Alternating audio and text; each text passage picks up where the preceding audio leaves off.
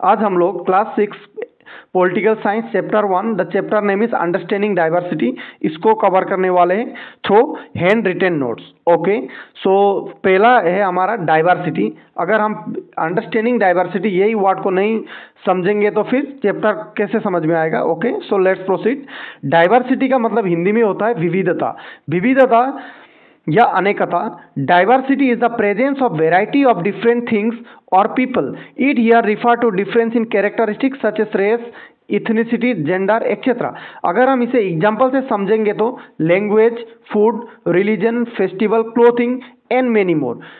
और भी आसान भाषा में समझना चाहेंगे तो इसे हम ऐसे समझ सकते हैं जैसे कि this is our country India, यहाँ पर है Ladakh and here is Kerala. जो लद्दाख के लोग हैं वो लद्दाखी भाषा बोलते हैं, जो केरला के लोग हैं वो मलयालम बोलते हैं। अगर यहाँ पर गुजरात के लोग हैं तो वो गुजराती बोलेंगे। ये अगर यहाँ पर suppose in north eastern mostly Assamese, Manipuri, Nagas they are spoken. So ये क्या है कि लोग भिन्न भिन्न है। जो लोग लद्दाख में लोग जैसे दिखते केरला में वैसे दिख नहीं भी सकते, फिर भी व्हाट इज देयर, वो डाइवर्सिटी को हमें समझना चाहिए एंड उसमें यूनिटी क्या है हमें उसे ढूंढना चाहिए। Okay, diversity in India. Linguistic diversity. India में बहुत सारे लैंग्वेज बोले जाते हैं, Hindi, English, Tamil, Urdu, Nepali, Marathi, Assamese, Gujarati etcetera.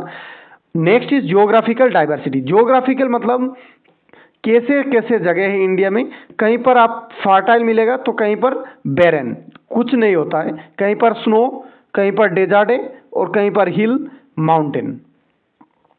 जैसे कि अगर in northern part of India there is a fertile plain, Jammu Kashmir में स्नो पड़ता है, hill Darjeeling is a hill station, barren कुछ ऐसे जगह होते हैं जहाँ पर खेती कम होता है, डेजर्ट जैसे कि Rajasthan and mountain Himalaya ranges. Okay, cultural diversity. Clothing, लोगों के जो पहनने का वेशभूषा है वो जैसे कि गुजरात के लोग हैं अरुणाचल के लोग में डिफरेंस होगा because of the different geographical factor. Okay, next is religion. India में सब एक ही रिलीजन के लोग नहीं है।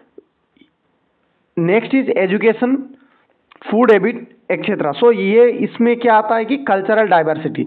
कहीं पर ऐसे लोग हैं बहुत पढ़े लिखे लोग हैं एंड कहीं पर बहुत कम पढ़े लिखे लोग भी है। जैसे कि अगर हम अर्बन एरिया में जाएंगे तो वहाँ पर बहुत पढ़े लिखे लोग मिलेंगे। अगर हम ऐसे हिली एरिया या रूरल एरिया, बैकवर्ड जिसे हम रिमोट विलेज बोलते हैं, वहाँ पर कम पढ़े लिखे लोग हैं। Okay, next is economic diversity. Economic diversity में कोई लोग धनी है तो कहीं पर गरीब है और कहीं पर middle class. Okay, next is religion diversity. जैसे कि हिंदुइज्म, जैनिज्म, सिखिज्म, बुद्धिस्ट, इस्लाम और भी बहुत सारे रिलीजन है जो इंडिया में फॉलो किए जाते हैं। मतलब सभी में डाइवर्स है, सभी एक ही रिलीजन को फॉलो नहीं करते। सो नेक्स्ट इज, अब जो हमारा इंडिया में इतने सारे डाइवर्सिटी है तो हमें ये जो डाइवर्सिटी में यूनिटी कैसे लाएंगे। यूनिटी इन डाइवर्सिटी इसका मतलब होता है अनेकता में एकता। यहाँ पर बहुत सारे लोग हैं, बहुत सारे धर्म है, बहुत सारे भाषा बोले जाते हैं, बहुत सारा खाना भी खाया जाता है। जैसे कि साउदर्न, अगर हम साउथ में जाएंगे तो वहाँ पर ज़्यादातर इडली डोसा है। ऐसे ही अगर हम नॉर्दर्न में आए, नॉर्थ इंडिया में आएंगे तो यहाँ का खाना कुछ अलग है, रोटी पराठा।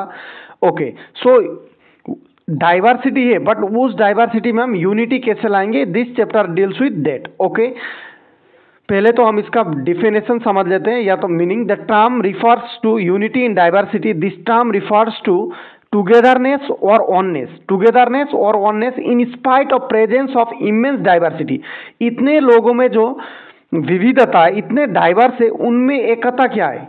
ओके, वही अगर हम यूनिटी में रहेंगे तो what will be the profit for us, it help us to learn various cultures, language etcetera. Okay, in this chapter यहाँ पर दो प्लेस को कंपेयर किया है। सो पहले हम इसको मैप में देख लेते हैं। पहला है हमारा लद्दाख।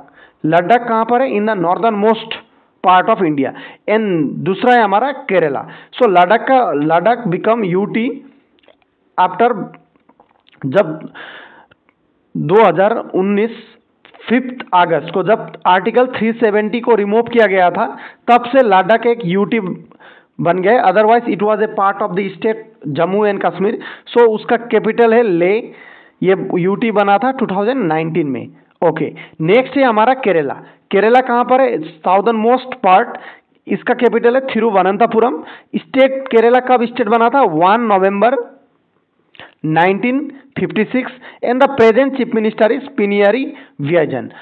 अब ये जो दो प्लेसेस है, इन दो प्लेसेस को कंपेयर किया है कि वहाँ का खाना, वहाँ का लोग कैसे रहते हैं, वहाँ के what is the source of income in this area. So let's understood this. जो लद्दाख एरिया है वो एक कोल्ड डिजर्ट है। डेजर्ट दो टाइप के होते हैं, कहीं पर हॉट डिजर्ट है जैसे कि थार डिजर्ट, बट लद्दाख ऐसा डिजर्ट है जो कि ठंडा है। ओके, लद्दाख में very little agriculture. Why? Because very little rainfall, वहाँ पर बारिश भी बहुत कम होता है। Next is covered with snow. So Ladakh is covered with snow, बर्फ से ढका हुआ रहता है। वहाँ पर वहाँ के लोग सीप एंड गॉड को रियर करते हैं, पालते हैं, और उससे क्या प्रोड्यूस होता है? पश्मीना वूल, और उससे लोग पैसा कमाते हैं। नेक्स्ट इज जो लद्दाख के लोग हैं वो लोग धर्म में ज़्यादातर लोग बुद्धिज्म है। Yes, there are still Muslim, Hinduism भी है, बट बहुत कम पॉपुलेशन में। ट्रेड रूट टू तिब्बत, ये जो लद्दाख है इससे आगे तिब्बत के साथ ट्रेड होता था। ट्रेड अभी ये जो तिब्बत है ये अभी it is a part of China, but आगे ये it was a independent country. अभी जब माओ जेडोंग चाइना में आया था तब इसको तिब्बत को अपना पार्ट बना लिया। स्टिल जो दलाई लामा है वो हमारे स्टेट के जो हिमाचल प्रदेश के धर्मशाला में अभी भी रहते हैं। इंडिया ने ही शरण दिया था। Okay, so let's compare it to Kerala. Kerala कैसा जगह है? Kerala is a coastal area. Coastal area का मतलब होता है कि the area that is situated near the sea. ये जो लैंड है, ये जो लाइन है, इसे कोस्ट लाइन बोलते हैं। इधर अरेबियन सी है, इधर बे ऑफ बंगाल है, एंड केरला यहाँ पर है। Okay, so it is a coastal area. यहाँ पर ज़्यादातर स्पीसीज मिलता है, क्लोव, पिपर, कार्डामोन। यहाँ पर एंशियंट टाइम से केरला के साथ ट्रेड होता था। लाइक अरब के लोग भी यहाँ पर आते थे। अरब ट्रेवलर इबन बटूटा आया था यहाँ पर। पोर्चुगीज सेलर वास्को डा गामा भी आया था इन 1948 eight Kolkata port in 1948 AD. अगर if you don't know what is the difference between AD and BC, I have made a video on that. Go and watch it. Okay, ST का मतलब होता है Saint Thomas यहाँ पर आए थे before 2000 years and उसको ही क्रेडिट दिया जाता है जिसने इंडिया में क्रिश्चियनिटी लाए थे। Okay, so I hope it is clear to you. Next is some important points. If you are preparing for any government or competitive exam, then it is very important to you. The first one is Article 51 A to K. It deals with the fundamental duties. ये कब आया था? In 1976 by amending the 42nd. कब आया था? कौन सा amendment? 42nd amendment of the Constitution. Okay. अब ये fundamental duties क्या करता है कि मतलब जो हम इंडिया के लोग हैं, इंडिया के लोगों के पास फंडामेंटल राइट्स भी है। कमेंट करके बताइएगा फंडामेंटल राइट्स कौन से आर्टिकल से कौन से आर्टिकल तक है। ओके, जो फंडामेंटल ड्यूटीज है ये आर्टिकल 51 ए से लेकर आर्टिकल के तक लिखा हुआ है। जैसे कि हमको फंडामेंटल राइट्स मिला है कि हम क्या क्या, हमारा अधिकार क्या क्या है, ऐसे ही हमारा भी कुछ ड्यूटी है। सो वो यहाँ पर लिखा है। Okay, so justice Deepak Mishra order in cinema hall everyone should stand while playing national anthem.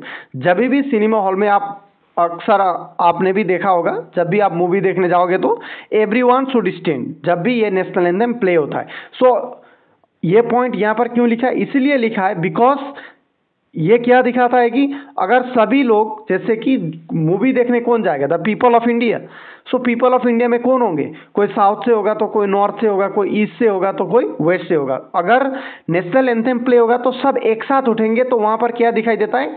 Still there is unity in diversity. Okay, article 9 Indian constitution do not recognise dual citizenship. अगर कोई citizen दूसरे देश के है और यहाँ पर आकर वो सिटीजन नहीं बन सकते, बिकॉज हमारा यहाँ पर ये प्रावधान नहीं है। But like USA and most Canada, ये सब कंट्री में ये सब प्रावधान है कि they can take the dual citizenship. Okay, next is secularism.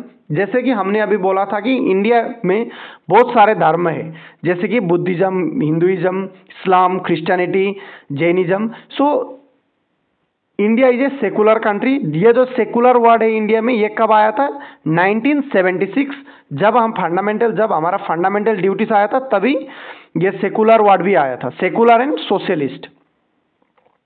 Okay, ये कौन से आर्टिकल पर है? Article 25 to 28। ये है right to freedom of religion, मतलब जो भी लोगों को they can choose their religion by their, अपने खुशी से वो लोग ये चूज कर सकते हैं। सो हमारा ये चैप्टर हो गया है।